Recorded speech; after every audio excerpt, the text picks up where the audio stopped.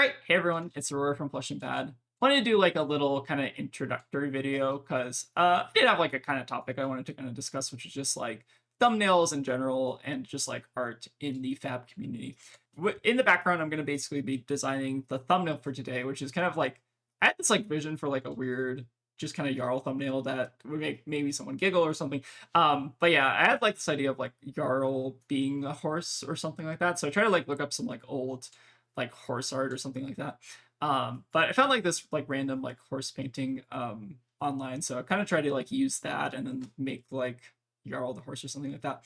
But yeah, I'm gonna have that going in the background while I just kind of like talk about thumbnails, which I think are really important in the fab community. I know a lot of people like really like the thumbnails on our channel. I think that some of them are a little bit like higher effort than others, but I think in general like thumbnail creation I think is like probably one of the reasons why our channel grew to be kind of like as big as it is today. And I think it's like really worth putting the effort and the time into like thinking of like funny thumbnails and just like things that'll just get like a laugh out of people. I've also noticed that like there's been a lot of discourse around like AI assets for thumbnails or like video assets and stuff like that. Specifically with regards to like people's channels or spoilers or just like any other art that they tend to use on videos.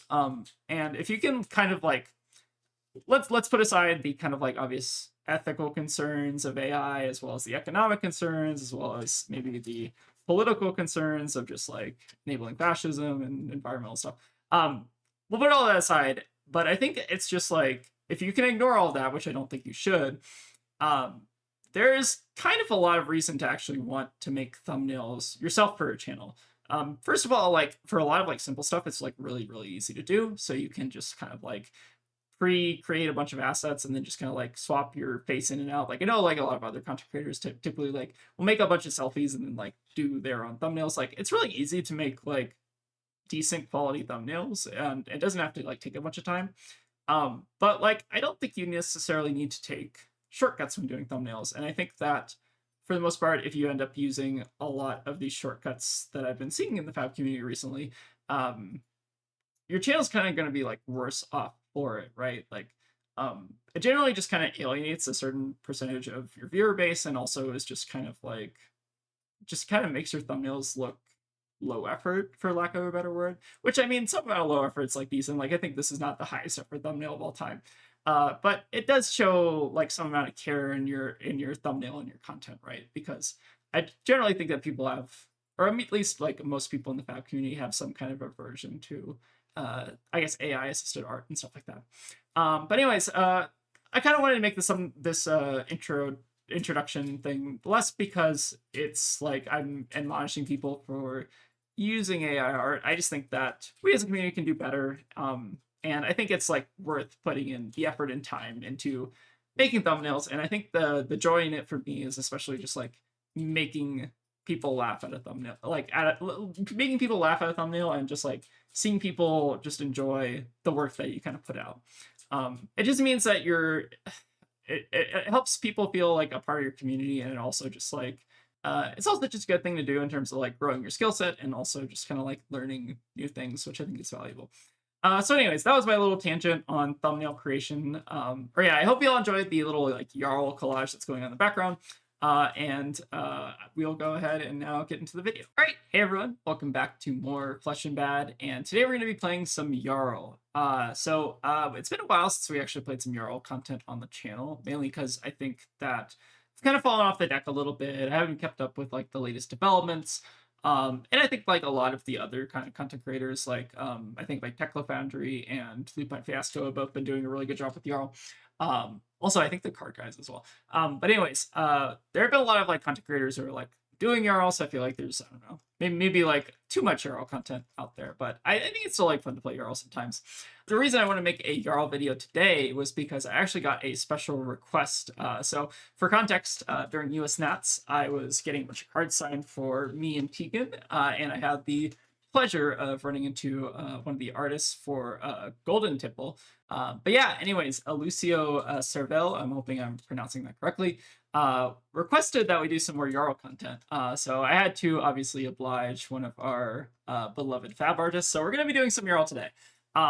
But yeah, I think Jarl's still really cool. I think it's like kind of for me like more like a little bit of like a relaxing deck, just because you can kind of the deck kind of plays itself a lot of times. You don't have to think through decisions too hard. There's not like a ton of punishing things.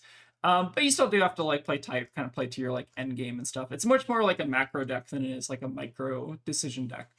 But yeah, I'm excited to play some Jarl today. I kind of wanted to theorize like what a post Victor Jarl list would look like. Because currently Victor Jarl lists are running a lot of like weird cards like Ripple Away being one of them. Also just like Clash Abroad and stuff to kind of like um deal with like Ziggy and stuff. So this is kind of more just like a normal plain so yeah, this is kind of going to be like a little bit more of like a Jarl kind of tune for like a more aggressive meta, which I think we're going to see once potentially Victor leaves maybe a couple aggro decks like Dio, Cindra end up doing like a little bit better. So this is kind of a deck to more bully the future meta instead of like the current meta, but I think it could be interesting to look at. So I think the main like divergent point that I'm kind of doing is I'm bringing in like some more aggressive blues like Canopy Shelter and Winter Spite, and also just kind of playing like more of the like Earth package and some big attacks. I want to try to make like some kind of Jarl list that was like a bit more aggressive, that was maybe running like Sprout Strength and Elemental Strike and Colors of Aria, but I kind of tried to play with it and just like didn't end up working.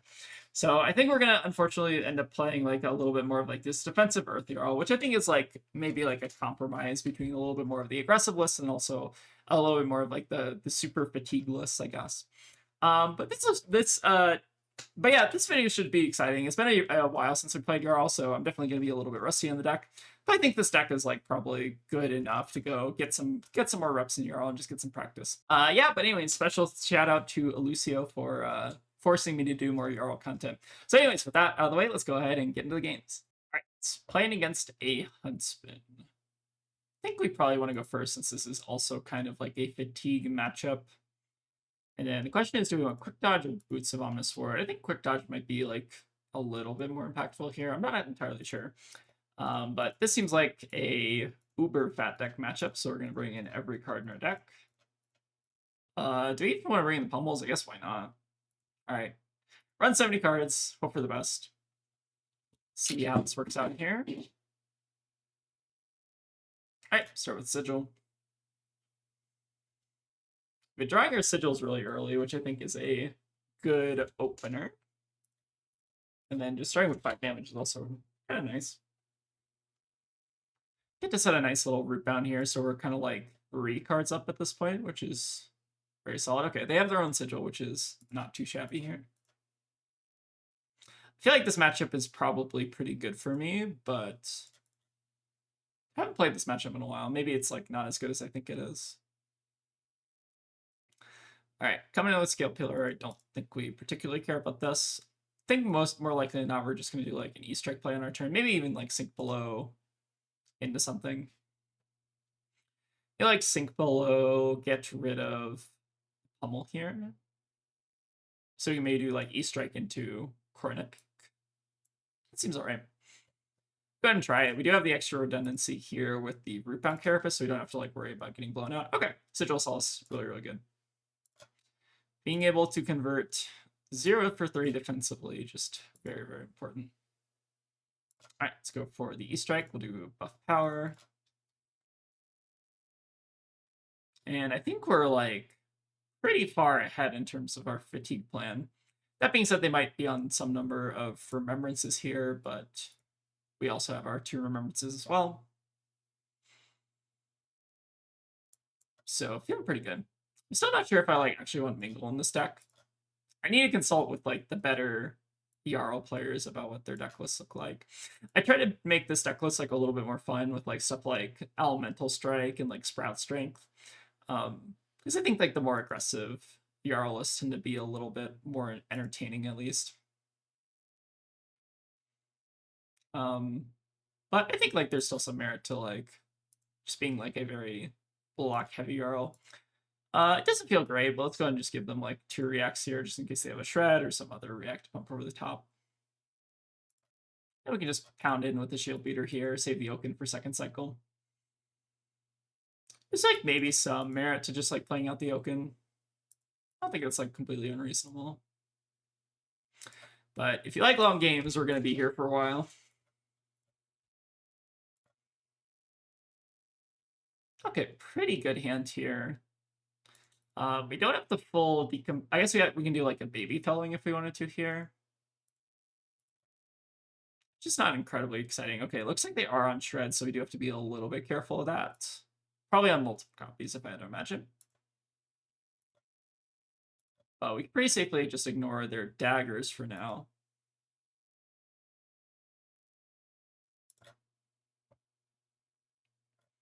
So we do have the opportunity to do a baby felling here if we wanted to, which I think is reasonable.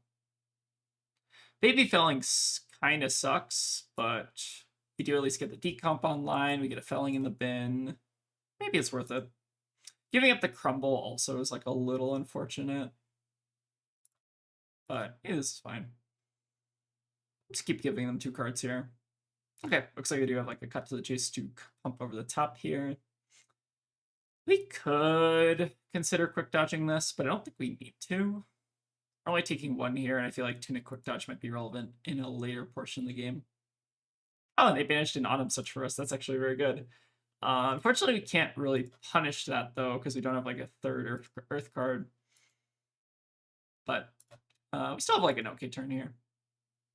Winter's Bite is kind of like a little bit of an anti... Oh, I did forget they also had Tunic up. Maybe I should have blocked with that. Winter's Bite's not particularly good into fatigue matchups, notably. But I think it's still like worth it to maybe just try to like eat the Tunic out of there. I don't really think we have like a great reason to block with it. I guess we could have like thrown 5 in front of the sack the shifty. Maybe that was a little bit better. But I think this still like kind of works out. All right, let's banish the Winter's Bite here. I guess it does give us like fodder for the graveyard, which we're kind of missing at this point, but like I think it's like fairly low value.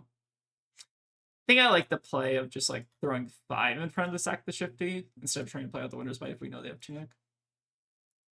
But we gotta get some reps with this deck. I think it is like a good deck to at least have a bit of practice on. And this is kind of funny here with the double fiddler screen. Kind of hilarious. If they go for like a Justin Nick here, we can even cover with the Sink Below, which is fantastic. That was at least the vision that I had when I kind of made this play. All right, pretty good. We get to just go up to a nice healthy 49 health here. Just as James White intended. And now we can just send in a Shield Beater, get some more deck equity. The one downside here is we are going like a little bit low in terms of our defenses here. So we do have to be like a little bit concerned that they have like some crazy turn next turn, but I think if we can like kind of maybe just keep a card for Arsenal and kind of play a little bit blocky these next couple turns, we should be fine.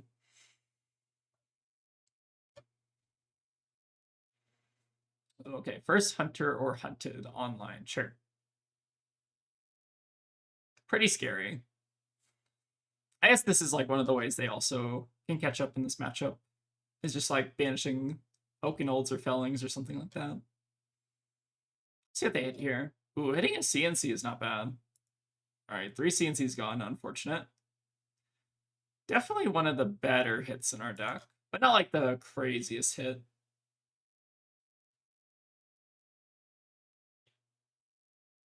Okay, and we have like a good turn here, so we can just like send 10 with the Mangle. Seems okay to me. It does just sit on a root bound here. I guess maybe it's like worth it to try to like, if we see a Remembrance, maybe hold on to it in case they do go for Hunter or Hunted. We can kind of like shuffle in response.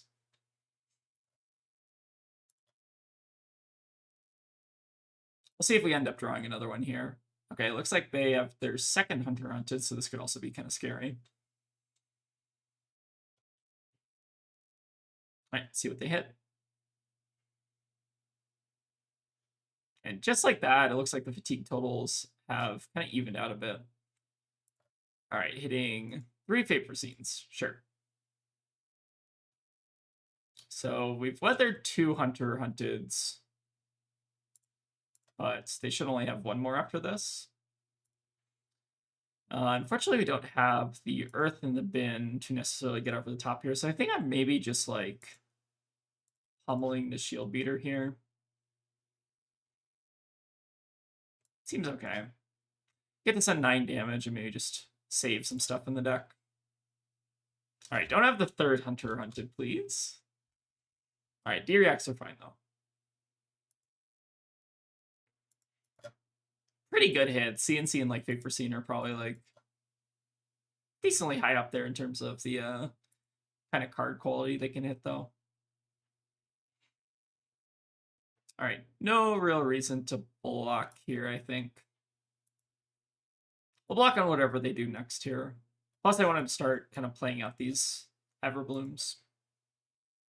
Okay, looks like they're maybe going to start trying to go for, like, the Graven Call game plan, so they get to kind of turn this into a 2-power dagger. I don't know how much that actually matters, but I guess it is, like, maybe better than leaving it at, like, maybe if they have, like, the attack action dagger, it's, like, a little bit better than that. Alright, Command Conquer is fine. We can just go ahead and, like, give 6 here. Alright, re-equip the Graven Call. Alright, so we have, like, a bunch of codexes at the bottom of the deck, so they're doing, like, a pretty good job of, like, pitch stacking those. But they are, like, right next to each other, which is kind of awkward. Alright, let's go ahead and Everbloom Life. And what are we getting back here? Probably just Easter Egg. I guess that's the only reasonable choice. We just get to send in the Shield Beater. And Shield Beater is, like, kind of buying us almost 1 to 2-ish cards, if you kind of think about it, every turn. If they block with a D-React, it's, like, 1-ish card. If they block with, like, 2 cards, it's 2 cards. But Shield Beater, I think, is one of the ways that you can kind of grind out a bit of value in this matchup. Alright, Persuasive is scary. Don't know if we're going to actually be able to hold this Oakenhold here. We could make this, like, really annoying for them and just throw this Stalag in front of it. I don't hate that. But otherwise, this is fairly annoying. Hey, this is a decent enough Stalagmite. I'm kind of worried about getting, like, shredded here. I could also even, like, give up Gauntlets, maybe, like, block 4 like this so they recover, like, 7. Let's try this. I feel like this might not end up working out if they have, like, double reaction here.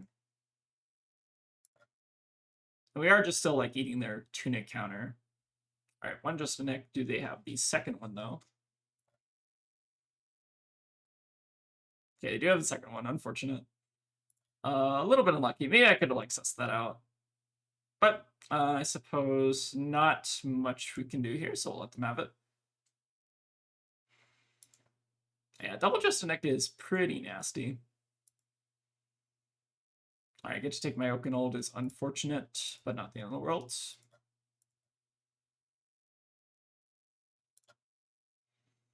Alright, then we just get to come in for 6 here.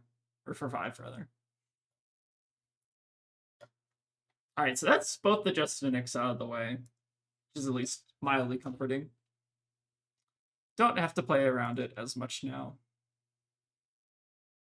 Alright, sink below Sherp.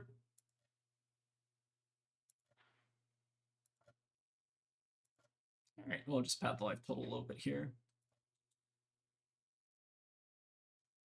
Alright, could be a good turn for some pummeling if we do manage to get this root bound out of Arsenal. Fortunately, we don't have our Tunic up, so we do have to, like, keep another card here, which might be a little annoying. Kind of hoping they can't play out a CNC here. CNC would probably be, like, worst case scenario. Okay, worst case scenario. Realized. Fair enough. So now I think we just, like, let the root bound die. Little annoying, but fine. At least goes to the graveyard so we can then, like, pummel this Plow Under. If they, like, overblock the Plow Under, then we don't even have to pummel.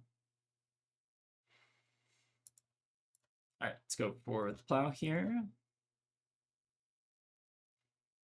Alright, the nice part is we do still have, I think, 2 Okens in the deck. So our Remembrance still should be pretty good here. Gonna manage our Opposing Visage. Try to grab some tempo here.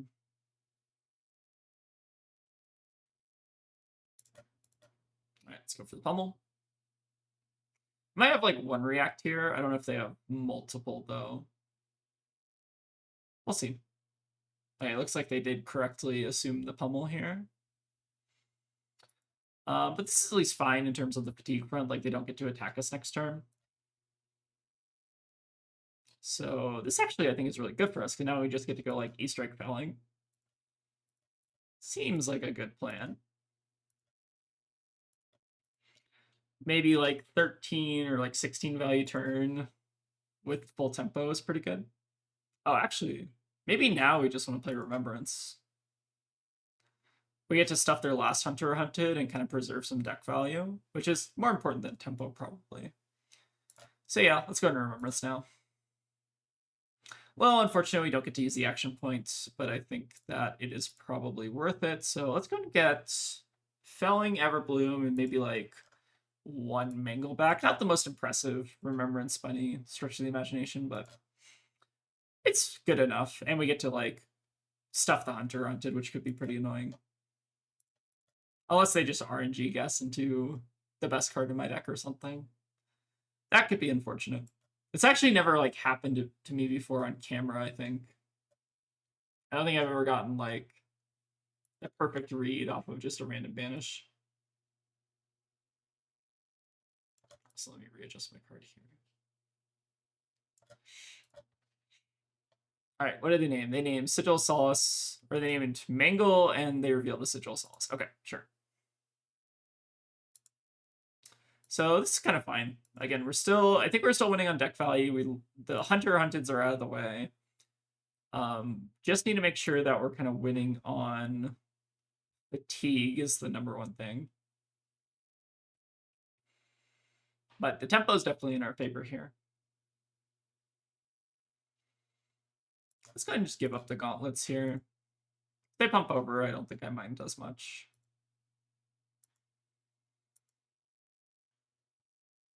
And the Sigil Solaces just mean our hand converts super nicely here. Felling of the Crown, good card. All right, Spanish up gauntlets, and then the fruits, and I guess we can just give them a CLF. Fine. I do feel like Jarl is like this very relaxing deck. It feels like I don't have to like agonize over like every decision, and the deck kind of does play itself to a large extent. It's kind of nice playing a deck that's not like super intense, like you have to just like play perfectly all the time. You still do have to like play reasonably tight with Jarl, but like you can afford to like make some mistakes and not get too punished. All right, do we want to play this Plow under here? Do we just want to send a Mangle for 8? I think I like just sending Mangle for 8 here. We're basically going like -1 card by playing Mangle, but we're going like +3 damage, which is worth it.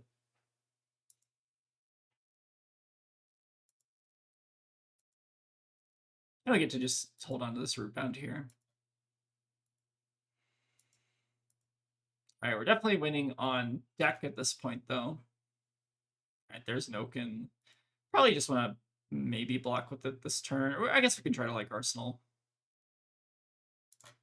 But let's go ahead and just cash in the value on our Fiddler's Green here. Lots of flexibility this hand, especially against like a CNC or something. Which could very well be in our future. I know their pitch is like kind of bad here though. Like their codexes being all next to each other is pretty awkward. I'm like mildly concerned that they want to like black text here, but I guess we do have like Tunic to kind of stop that. So like maybe we give them like 1 card banish and that's fine. Let's see what they do. If they want to pop their black text, I think I'm like actually happy to give them quick dodge here. Okay. So we'll go ahead and just pull Tunic and cash it in. Kind of was trying to like bait them into doing that. Seems okay. And then we just get our Tunic counter back online sooner. What do we want to do now? We could start like looping the Everblooms, or actually, did we banish an Everbloom? Or maybe we put one back. That's what I did. Do we have anything we can Everbloom? We can Everbloom back like an E-Strike here. Could also just like Coronet Peak them. I guess which is better between 5 damage and like Everbloom plus Coronet Peak. I feel like similar value proposition, but maybe the hammer is just better damage wise. I think if they have like a hand that's like all reacts, it's probably a bit better to just like Coronet Peak there. Maybe. Undecided. Alright, Frailty Trap, fine. Oh, double Frailty Trap. Sure. So I guess we're still getting like 2 cards here, which is good. Alright, very good hand. That's why I kind of like the Winner's Bites even to these like fatigue matchups, which I feel like are going to be a little bit less prevalent maybe once Victor leaves.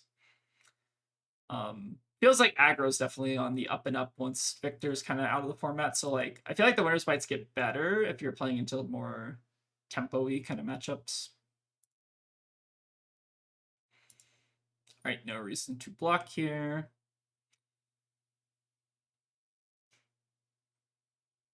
All right, start the Winner's Fight. Really just kind of try to strip apart their hand here so they're not going to get tempo back. So we'll target the opponent. I know why people like don't like Winter's Bite and Jarl, but I'm still like kind of a fan of the card. It feels like it's like a very aggro playstyle, which I'm kind of a fan of. Always a fan of being a little aggressive. But yeah, the Fellings are really starting to do some work now. I also like the inclusion of Canopy Shelter as just like a 2-block that also gives you like 1 value. It feels like there's a lot of stuff you want to like block 2 on specifically, but not give like the full 3. And if you get like the additional little points of value, it's pretty good. We could theoretically blow up their black text, but I don't think there's much value in doing that, right? Because they can just buy them back whenever they want. So I suppose we'll just Felling of the Crown. I guess discard this Fruits to kind of feel it a little bit. Okay, this card's pretty good. Let's banish our Plowender, and then try to leave the Felling so that we can kind of like second cycle them. Let's banish the Winter's Bite. Feels like we have a lot of good fodder to still potentially enable these Fellings. Looks like they might be getting their Inertia Trap back, which will put the Rootbound back. A little bit annoying, but perfectly fine, I think. Sure. So we lose our Rootbound, but not the end of the world.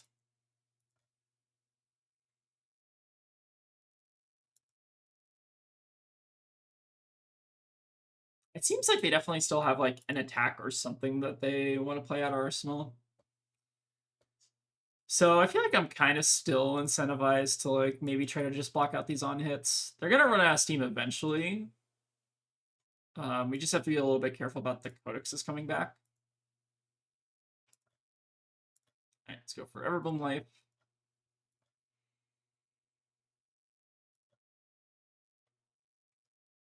And then, actually, was it better to play Everbloom Life?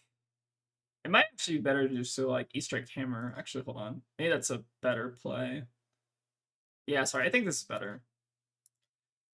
Let's just do Go again into Hammer. Try to make the most of our Hammer just sort of kind of going up on deck. Like, I think Everbloom is like technically deck neutral, right? Because we're like buying back a card, but we're spending a card to do it. So it's like a little bit more awkward. All right, now we can just follow up with Tunic and a Shield Beater. They're going to have a 5-card hand here, which is a bit concerning, but I don't know if there's much we can like do about that. Okay, 4-card hand, I guess. Sure. Most likely they're just going to be ending up getting some black text value this turn. I guess we do have the Shelter to kind of protect it. You still have to be a little bit cautious about Codex as well.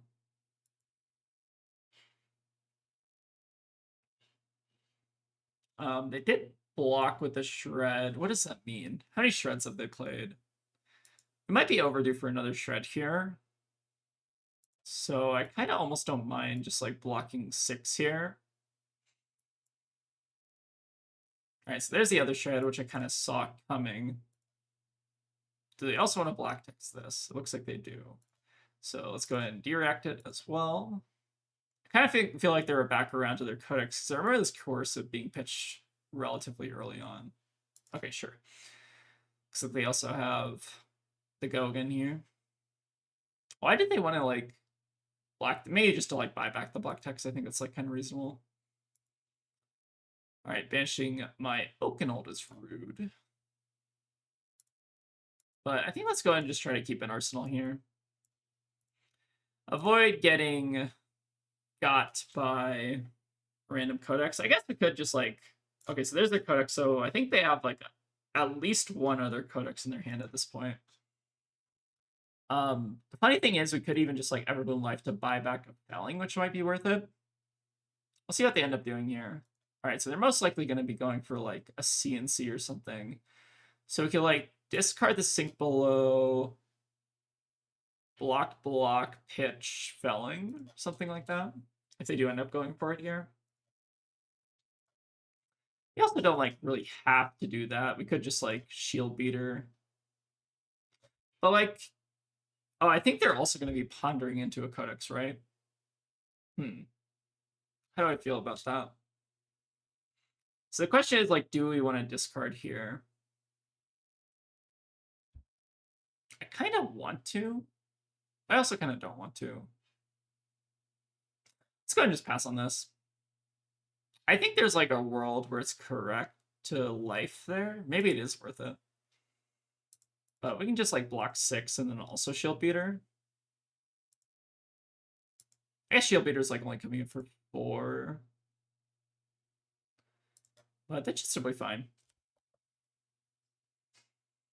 Could also like Everbloom Life into Coronet Peak, since this is only coming in for 4. Maybe it's better to like sit on the Sink Below. But that being said, we do know that they're probably pondered into another Codex at this point. So that is like a little bit scary. I think I kind of don't mind that play. We eat their Tunic, which is like whatever, fine. But I think it might be better than Shield Beatering here. Or maybe I'm overthinking this. Maybe Shield Beater is just better. I think it's like surprisingly close maybe between those two. I think if they didn't have Tunic, it would be strictly better to maybe a Coronet Peak, but we are kind of nearing the point of the game where we're kind of like running out of cards, so maybe it's fine to just send damage.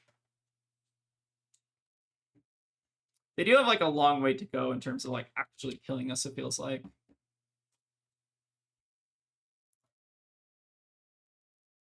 All right, pretty good hand. We have the Pulse. Us not having an arsenal actually means we like get back Felling, which is also really good.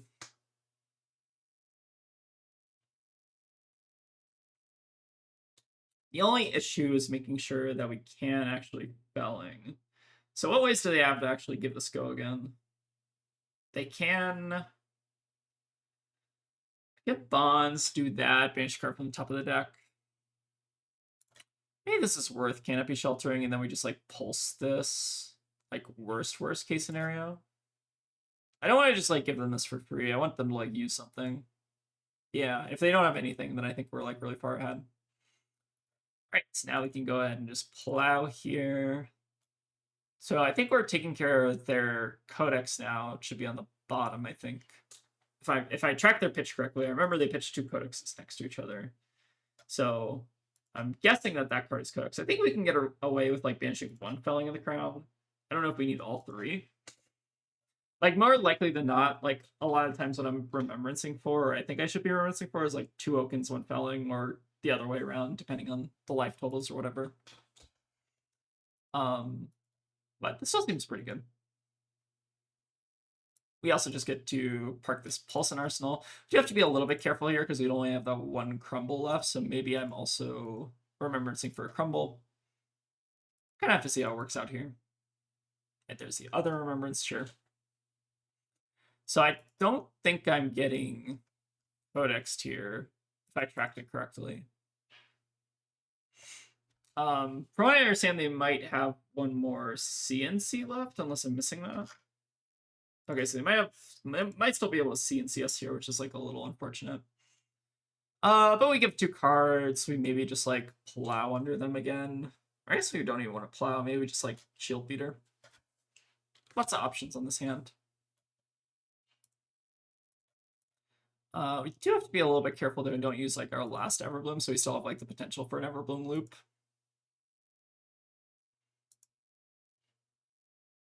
Okay, surgical extraction. Could be annoying. So what do they have in the way of reacts at this point? How many cut to the chase? Or we've seen all the cut to the chases, so I think we're playing around like shred at this point, like last shred. Let's go ahead and just not overthink this and try to just pulse this here. It makes a frostbite, so they shouldn't be able to like do reactions in response. So I'm still feeling like pretty comfortable here. I think it is time to Remembrance though. Or we can even like park it in Arsenal, make them go for like a CNC. We don't have to play it right away if we don't want to. All right, let's go ahead and banish Pulse, Plow, and then Posing here. Let's keep being annoying. And we're doing really good on Life Lead. I think we are also ahead on cards, especially with the Remembrance.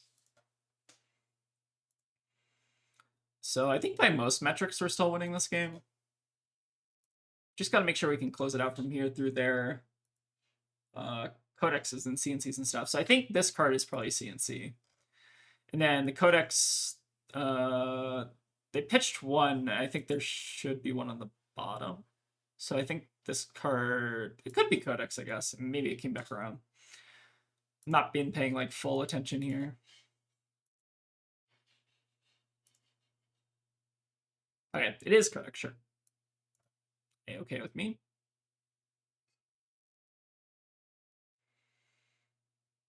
Can you just like dodge this here? Because I think they're pretty much like out of reacts at this point. Maybe we just go ahead and like take the 6 here. Let's grab our Oaken Olds back. Or I guess we get 1 Oaken, 1 Felling, and then maybe 2nd Felling. Seems alright.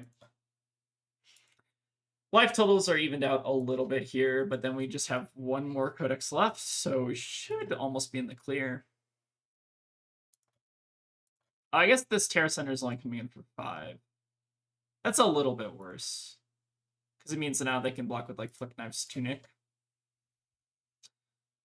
But it's still worth it to play it out here, I think. Forgot about the Frailty token. Frailty token is like surprisingly annoying.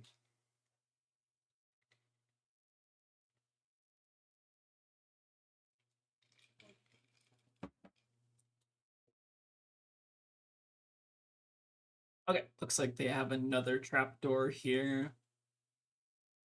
Okay, the Frailty trap is interesting. Oh, I guess they have like double Frailty trap. Sure. Okay. I'm still okay getting 2 cards here. Alright, we should be able to close out the game from here. I think we have plenty of threats. We're sitting on Rootbound for some little extra insurance. We have like a nice life total lead. We still have some armor work. I think by all metrics, we're doing fairly okay this game. Not too bad.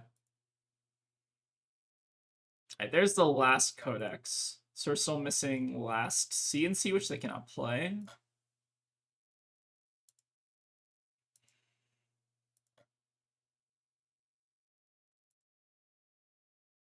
So should be pretty safe here. Alright, we get to just Oaken Old Fuse. I do miss playing Oaken Old. Oaken Old's such a fun card. Not for our opponent, but for me. Okay, so they're reversing back, presumably some number of CNCs and codexes. Sure. So it looks like they got Surgical Extraction, Codex. Fair enough. I think we should basically just be killing them here at this point. Unless they have like another Remembrance, which could be like a little scary. But we do have full tempo with like Fellings and Oaken Old, so not too concerned here. Alright, let's go and play our first Felling. I think we want to IP with the Crumble. Do we have another Oaken Old still? Oh, we do not. I guess we got IP with the Felling here instead. We did banish our last Everbloom, is like a little unfortunate, or sorry. Banish that Everbloom. I guess we still have 2 Everblooms in the deck. Should be enough to get there. Alright, taking a lot of damage here. We do have this Rootbound in Arsenal, which is like a little annoying. But probably fine here. Let's lead off in the sink below in case they just have like some random pump here. Alright, Coercive Tendency, sure. Still get some banishes. Seems good. Alright, let's go ahead and sink. I guess we can like sink the CLF here.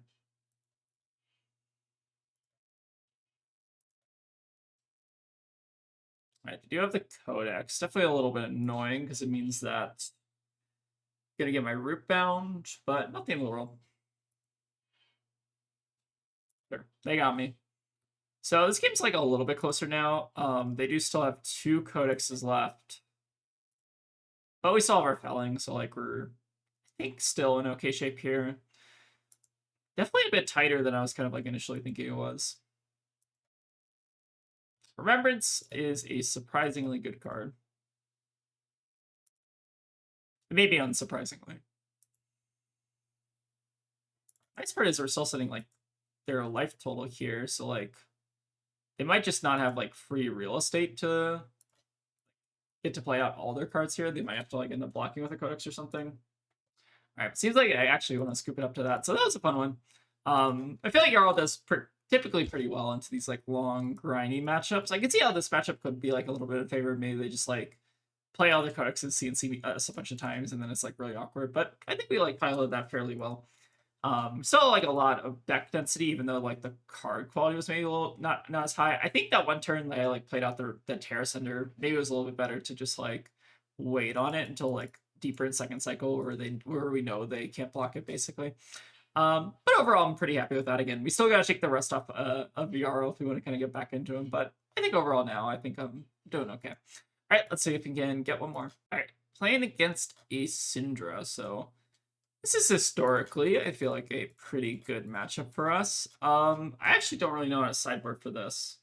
I feel like we want to be like mildly aggressive, but we also want to like probably bring in a bit of defense as well. I think we do like 64 with no remembrance. Does that seem worth it? I think that seems fine. Let's go ahead and try this. I haven't played this matchup in a while. Could end up being that we want to sideboard a little bit differently here. I guess Mangles are like also kind of fine. Maybe Mangles are like also okay. Yeah, let's run the Mangles. Don't feel too strongly about this.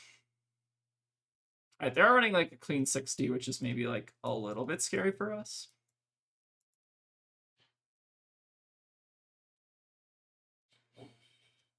But I think historically this should be a good matchup for us. I know like it can be a little bit tough though. For sure.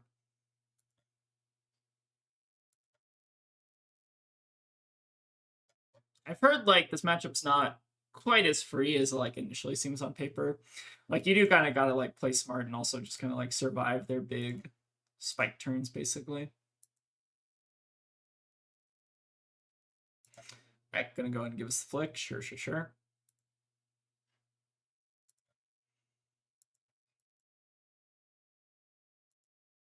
And then we can just kind of keep blocking here.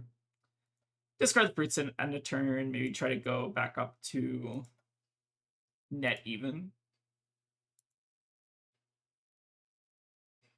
Wait, did they? Oh, I guess maybe they didn't have the last draconic attack to buyback dagger. Sure, still seems fine.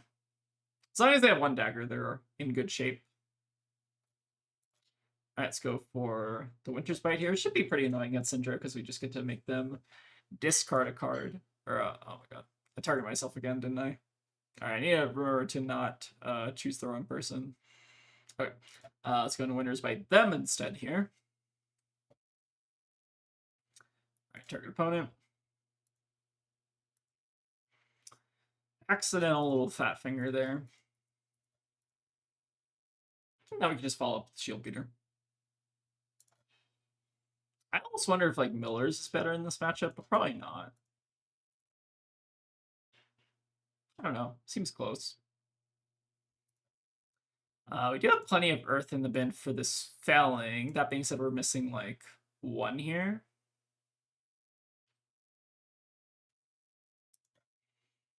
All right, just playing a hunter or hunt the hunter. Hunt the hunter. Yes, I can say that card.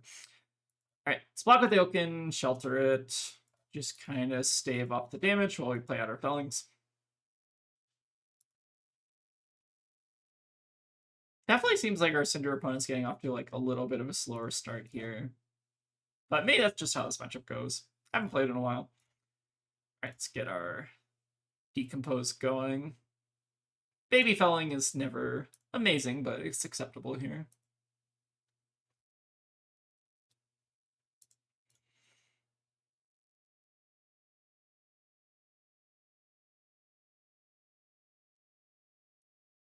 All right, fire tenant strike first.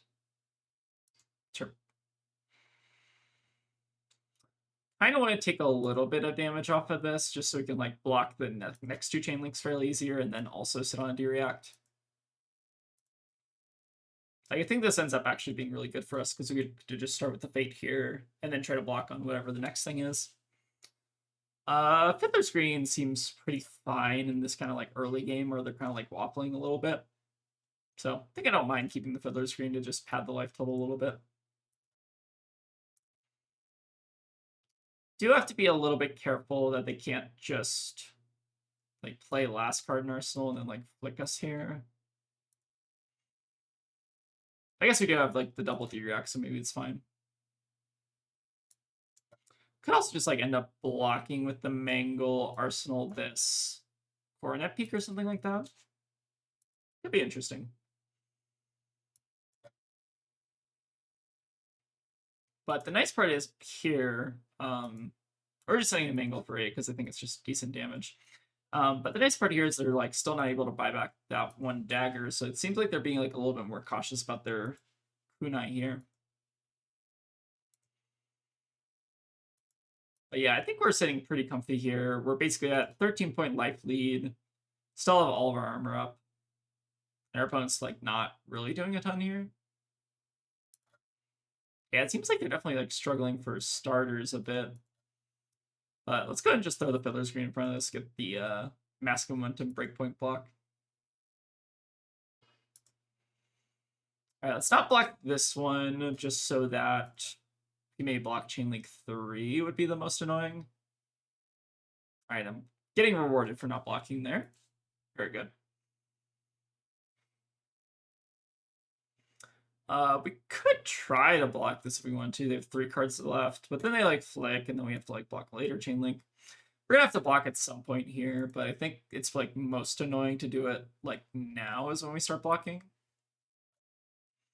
It's always good to block in the middle against Cindra. Contextual, but for the most part. Snatch is also good info, so we do have to be a little cautious of that. It actually might mean that they maybe have like another Snatch in hand. Wait, why did they play... They had a Rising Resentment in hand, but they chose to like pitch the Snatch to kunai. Intriguing. Why would they do that? Unless they had like another Snatch and they just like couldn't use it, or they have like some other Chain Ender is what I'm thinking. Okay, that makes sense. Another Chain Ender, sure. So give it the Fiddler's Green here, then maybe just end up sheltering this. All right, they're gonna go for the flick and the rebuy. Seems good. Let's go ahead and just shelter this just so they can't like Dragonflight Path. They might not even really want to do that, but it seems okay here. We could have also just sat on it, let them draw the card. Oh, we also get these 2 Fiddlers back. That's kind of funny. So we're still at like a 13-point life lead, which is great.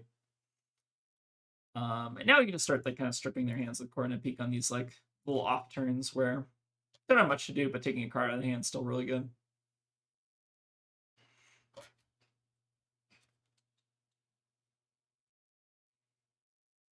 Oh, it looks like they're on D-reacts, which I think is probably not correct in this matchup. Sink below, I think, is a good sign for us. All right, it's Ronin Renegade on top, sure. Definitely seems like they're a bit more red line, so maybe we can get some use out of Stalagmite here. You don't like have to though. We could even just like play out the Crumble and a turn here, maybe Arsenal, maybe. This is like a little bit of an awkward kind of matchup for the Canopy Shelters, but I don't know if we actually care all that much. Because it kind of seems like they're not able to push their damage efficiently. Or as efficiently, maybe, as they want to. It's going to give a Canopy here, I think. Might win a flick, but then they're like going down on a dagger, which is painful. Yeah, we can just keep blocking. So unfortunately, you're not getting use out of the Might token this turn. But this is still a good turn for us.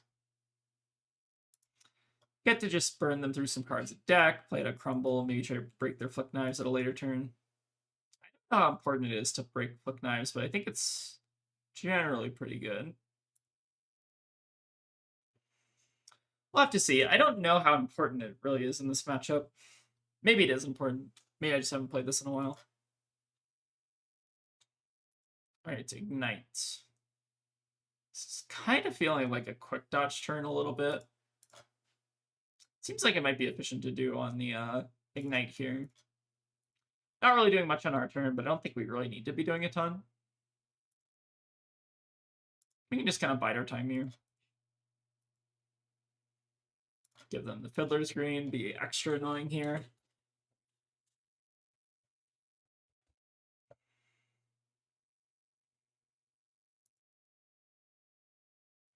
The Burning Blade Dance is like mildly annoying. We could consider just like giving the Gauntlets plus Quick Dodge.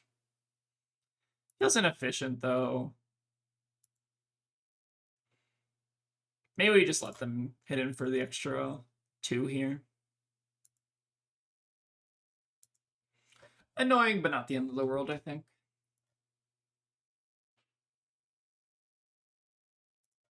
Okay, Rising Resentment, also pretty good. Use our last Quick Dodge here, and then we can just save this Root Bound for covering up the next breakpoint here. So imagine they probably at least have one other card they want to play this turn. Okay, run in Renegades, we block this, and then if they have a follow-up, then we should still be in the clear.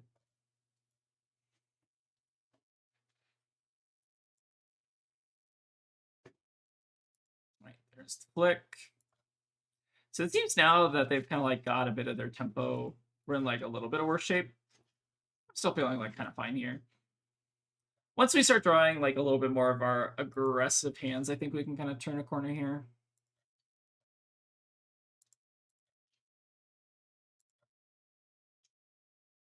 And we're still kind of padding our life total by a decent margin.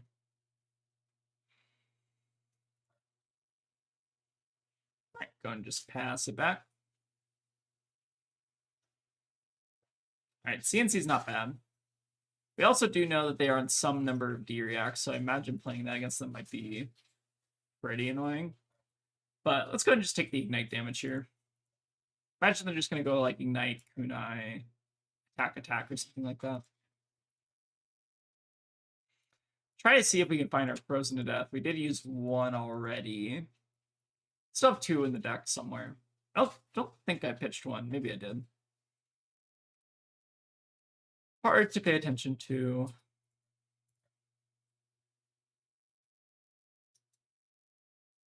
All right, smart flick here, sure. And then we should be able to just D-react them here.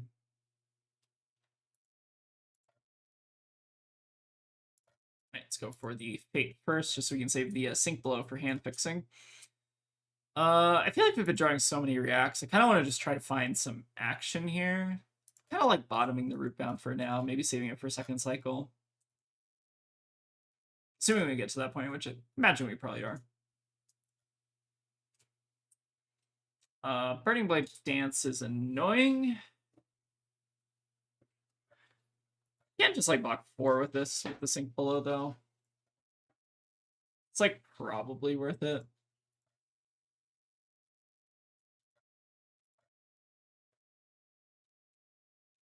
they have a snatch here. This might be like a little unfortunate. But not the end of the world. Kind of seems like they maybe just are passing here. Kind of imagining this card in Arsenal is like a deer deck, because I don't think they've played in a while. So the CNC might actually be kind of extra annoying here. We'll have to see. This is also like a matchup, I think, if you have the room for it, to maybe run a... Oh, whoops. Sorry. This is also maybe a matchup where you maybe want to consider like Barkson or something like that. Barkson seems like it could be really solid in this matchup, but I don't know if you like necessarily need it. We'll have to kind of see. Definitely a few matchups where I feel like a Barkskin could be pretty good. They do also have lots of counters on their equipment here if we do end up finding the Frozen to Death. But let's go ahead and just throw the Canopy Shelter here. Maybe just block kind of early, because I imagine this card's still reading this card as maybe D-React here. Kind of want to like play Winter's Bite just to kind of like turn a corner this next turn, and then maybe block with some armor here. All right, another D-React, very good for us. So we'll see what this last card ends up being here. Okay, just a Ravenous Rebel. Revealing a Sink Below on top. So we actually do not care if they hit with this, right? Because they're drawing a D-React, and we know this card is like probably also a D-React. Is what I'm like kind of envisioning. So unless they can use this card from Arsenal, then we don't actually have to worry about them drawing a card here. Okay, maybe they're just like filtering it away. I think that's probably smart. Okay, so this card is like almost assuredly a D-React. Let's go ahead and start with the Bite here. Target the opponent this time. And they're pitching a D-React, so like could even just follow up with like Coordinate Peak here if we wanted to. You don't really like have to attack in their D-React if we don't want to. Just make this like really annoying for them. Just dirtle a little bit more. Okay, 2 cards gone. I will take that. Then we just get to sit on Sea Strike until we draw our like actual good cards. CNC is a good one, especially if they're keeping an Arsenal. That's like the nice part about just the nature of D-Reacts, I guess, is that if you know your opponent has a D-React, you can kind of play in such a way that makes it like really annoying for them to actually get it out of their arsenal. Because this is almost like 100% like Sink Below. Or Shelter, I guess. We don't need to decompose here, so we'll go ahead and skip it. Just keep sending annoying damage here. You kind of get these, I don't know if it's like Talishar tells or maybe just, there's not really a Talishar tell for it, I guess. It's more like gameplay tells that if your Cindra opponent who's like aggressive deck like doesn't play their arsenal out over multiple turns, like you can almost kind of intuit that that's probably a D-React, right? And funny thing is we're just gonna plow under it now, which is extra rude. I guess we do have this E-Strike though, which complicates things. Because that means they are going to be able to like play it out. I kind of don't want them to do that. But maybe we don't really have a choice. Maybe it's still just better to send 5 and like Coordinate Peak or something. Okay, well, we'll take a little bit of damage here. So we like E-Strike the Plow into Coordinate Peak, Arsenal Plow, play Sigil. It's kind of like I see. I think we just want to kind of try to avoid doing things here. So let's go E-Strike.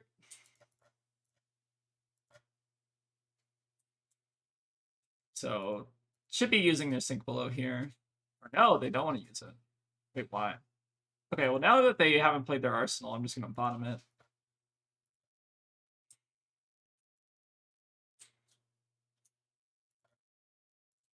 Very kind of curious why they didn't want to use it on the E-Strike there, they had like a really good opportunity to do it.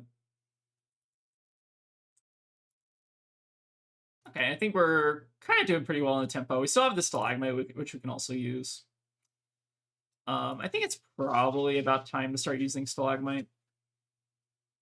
Just so that we can be, like, a bit annoying here.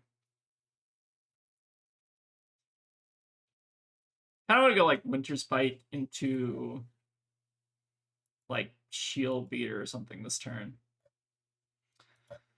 So let's go ahead and just give them some armor here. I want to, like, use the Stalagmite before I get too low. Just because it can kind of be a bit more annoying to use later on. Like, maybe they start getting to the point where they draw blues in their deck, which it doesn't look like they're actually on very many blues. Or at least I haven't, like, noticed them really playing a ton of blues. But we still have a really good hand here. We just get to go Winter's Bite, Shield Beater for 6, play Sigil, Arsenal, Sink Below, or whatever. You even played Sink Below this turn and sit on the Sigil. Lots of flexibility, which is the nice part about Jarl. Okay, just coming for 2. I think we can accept that. The unfortunate thing here is we still haven't like blown up their flick, but I don't think we're actually doing all that bad considering. Like, maybe it was like not really worth it to like crumble out that one turn. I don't know, maybe it still was, because like I feel like we're pretty likely to draw into a Frozen Death throughout the course of the game. And then do we want a Shield Beater versus Coronet Peak? I mean, Coronet Peak is like also really annoying, right?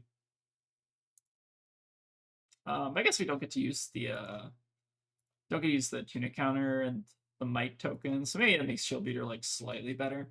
It is, I guess, coming in for half their life total at this point, so like it's probably worth it to just send 6 here. Like we probably still get a lot of cards from their hand anyways. Very interesting Ira list. It seems like just very I've been seeing a lot more like Ira lists that are a little bit blue heavy. Which is obviously like a bit better against our deck. But it still seems like there's a decent amount of variety. So wait, what is their arsenal? Or no, we bought them their arsenal that one turn, right? So we don't know what their arsenal is anymore. Huh.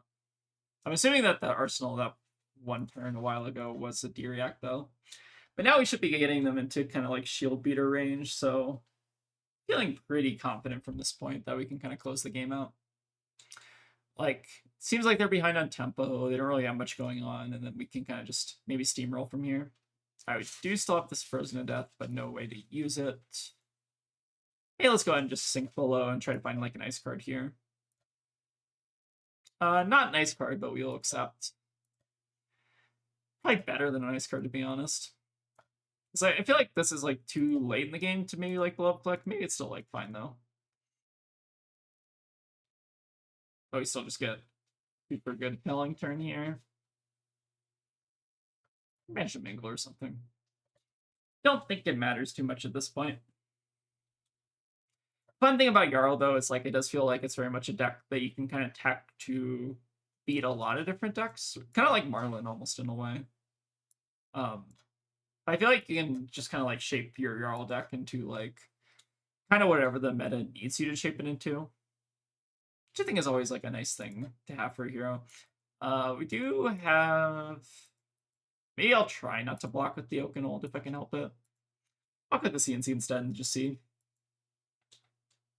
Although CNC is also still really good.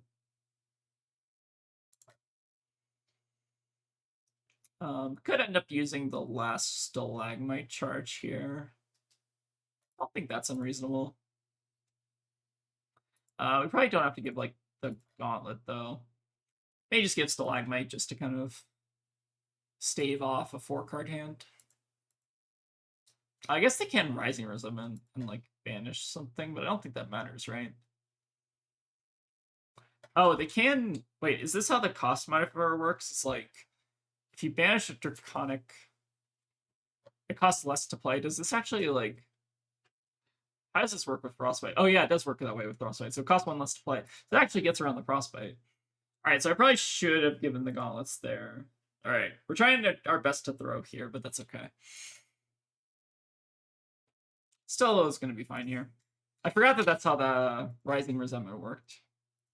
Kind of cool. And then let's try to just be as aggro here as possible. Try to just take cards out of their hand, send big damage.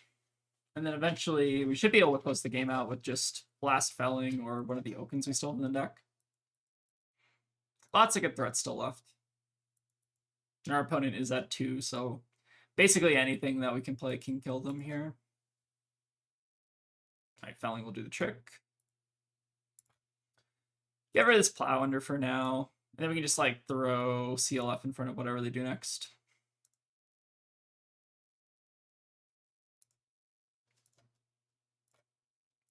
Do a little bit of blocking here.